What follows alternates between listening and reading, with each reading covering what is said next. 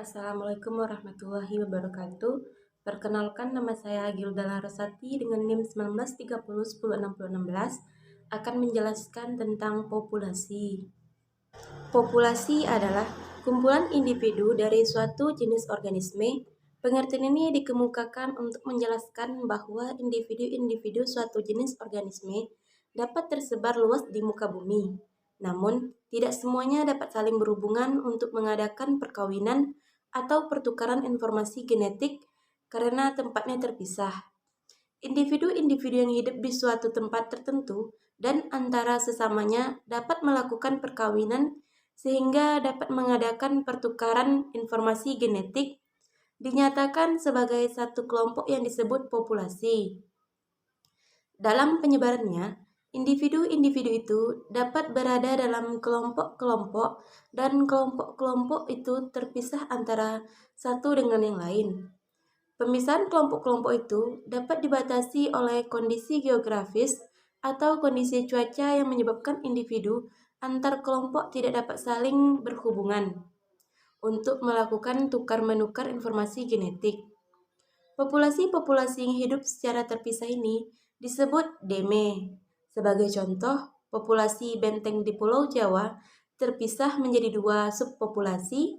Yang satu terdapat di kawasan Taman Nasional Baluran yang terletak di ujung timur, yang lain terdapat di kawasan Taman Nasional Ujung Kulon yang berada di ujung barat Pulau Jawa.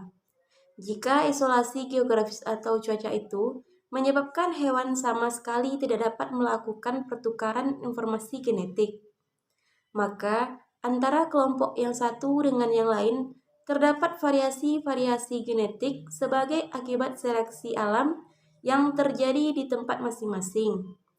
Namun, jika ada kejadian yang memungkinkan dua populasi yang terpisah dapat bersatu, pertukaran informasi genetik dapat berlangsung. Cara mengukur populasi hewan dengan metode. 1. Dengan menggunakan metode capture atau tangkap dan tangkap lagi. Metode capture merupakan metode yang sudah populer digunakan untuk menduga ukuran populasi dari suatu spesies hewan yang bergerak cepat, seperti ikan, burung, atau mamalia kecil.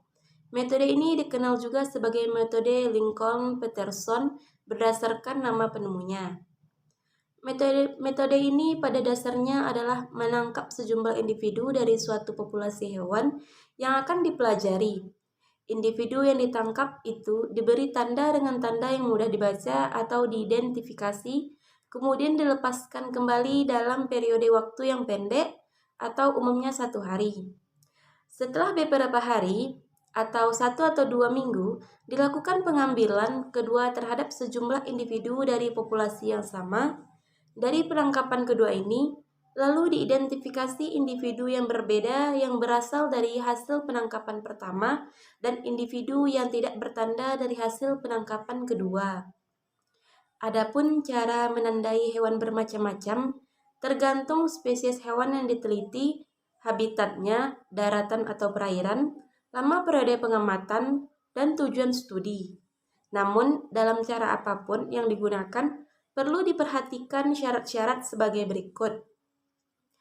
Tanda yang digunakan harus mudah dikenali kembali dan tidak ada yang hilang atau rusak selama periode pengamatan. Tanda yang digunakan tidak mempengaruhi atau mengubah perilaku, aktivitas, dan peluang hidup. Setelah diberi penandaan, hewan-hewan itu harus dapat berbaur dengan individu-individu lain di dalam populasi. Peluang untuk ditangkap kembali harus sama bagi individu-individu yang bertanda maupun tidak.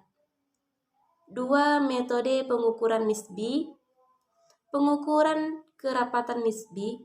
Karakteristik semua metode pengukuran kerapatan nisbi adalah bahwa semuanya tergantung pada pengumpulan cuplikan yang mewakili tatapan nisbi yang tidak diketahui hubungannya dengan besarnya populasi secara keseluruhan, jadi yang diperoleh hanya petunjuk kelimpahan yang kurang begitu akurat. Sebenarnya, banyak teknik perkiraan demikian itu. Tetapan di sini hanya beberapa saja yang akan disajikan, ialah jebakan, termasuk jebakan untuk tikus lapangan, jebakan cahaya untuk insekta yang terbang malam, jebakan sumuran yang dipasang pada permukaan tanah untuk menjebak kutu atau hewan kecil lainnya, jebakan isap bagi insekta terbang, serta jaring plankton. Hewan yang tertangkap tergantung tidak hanya kerapatan populasi, tetapi juga aktivitas hewan itu dan kemampuan si pemasang jebakan. Sehingga sebenarnya hanya akan diperoleh gambaran kasar mengenai kelimpahan dengan teknik ini, cacah butir tinja. Jikalau diketahui cacah butiran tinja dan rata laju peninggian atau diperoleh indeks besarnya populasi, frekuensi vokalisasi, beberapa kali ayam hutan berbunyi setelah 15 menit dapat digunakan untuk indeks besarnya populasi ayam hutan catatan kulit. Cecah hewan yang ditangkap oleh pemburu atau pejebak dapat dipergunakan untuk memperkirakan perubahan pada populasi mamalia. Catatan ada yang sampai 150 tahun yang lalu. Tangkapan Persatuan Usaha Penangkapan Ikan, misalnya cacah ikan ditangkap selama 100 jam dengan pukat harimau, jika diperbandingkan akan dapat digunakan untuk memperkirakan kelimpahan ikan di suatu perairan cacah artifak. Misalnya butir tanah pada rumah kepiting, pohon untuk sarang tupai, bekas kepompong yang telah ditinggalkan insekta, dapat berguna untuk memperkirakan cacah hewan bersangkutan. Kuesioner dapat dikirimkan kepada penggemar berburu atau pejebak untuk mendapatkan perubahan populasi hewan yang jadi objeknya.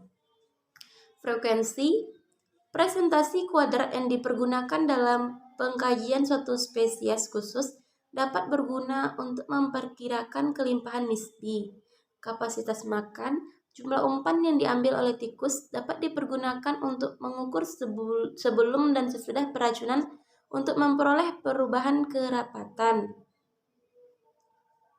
Hasil metode pengukuran kerapatan nisbi tersebut di atas perlu dipelajari, dapat dievaluasi secara hati-hati. Hasil tersebut lebih merupakan pelengkap pada teknik berlangsung perlu dipertimbangkan.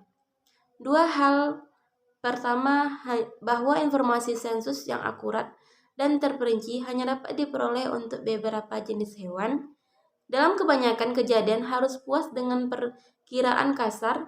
Kedua, bahwa terdapat karya penelitian yang hanya berkenaan dengan hewan yang mudah, ialah burung dan mamalia. 3. Metode sampling atau cuplikan. Pada metode ini, pencacahan dilakukan pada suatu cuplikan atau sampel, yaitu suatu proporsi kecil dari populasi, dan menggunakan hasil cuplikan tersebut untuk membuat taksiran kerapatan atau kelimpahan populasi. Pemakaian metode ini bersangkut paut dengan masalah penentuan ukuran dan jumlah cuplikan. Oleh karena itu, bersangkut paut pula dengan metode-metode statistik. Beberapa metode pencuplikan yang digunakan antara lain: 1. Metode akurat. Pencuplikan dilakukan pada suatu luasan yang dapat berbentuk bujur sangkar, persegi 6, lingkaran, dan sebagainya. 2. Metode menangkap memandai, menangkap ulang. Metode ini dinamakan juga dengan mark recapture. Metode ini mengambil 3 asumsi pokok, yaitu individu-individu yang tidak bertanda maupun yang bertanda ditangkap secara acak. Individu-individu yang diberi tanda mengalami laju mortalitas yang sama seperti yang tidak bertanda. Tanda-tanda yang dikenakan pada individu tidak hilang ataupun tidak tampak. 3. Metode removal atau pengambilan. Metode ini umum digunakan untuk menaksir besar populasi mamalia kecil. Populasi tetap stasioner selama periode penangkapan. Peluang setiap individu populasi untuk tertangkap pada setiap periode penangkapan adalah sama. 4. Metode sensus atau pencacahan total merupakan suatu cara menghitung secara langsung semua individu di suatu tempat yang dihuni spesies yang diselidiki. Metode ini biasanya digunakan pada berbagai spesies mamalia berukuran tubuh besar dan mudah tampak dalam habitatnya. Misalnya gajah di semak belukar. Pencacahan total juga dapat dilakukan pada berbagai jenis hewan yang berukuran kecil, misalnya kelelawar dengan mencecah individu yang keluar masuk dari lubang tempat tinggalnya. Mungkin hanya itu yang dapat saya sampaikan. Salah ada janggal, saya mohon maaf. Assalamualaikum warahmatullahi wabarakatuh.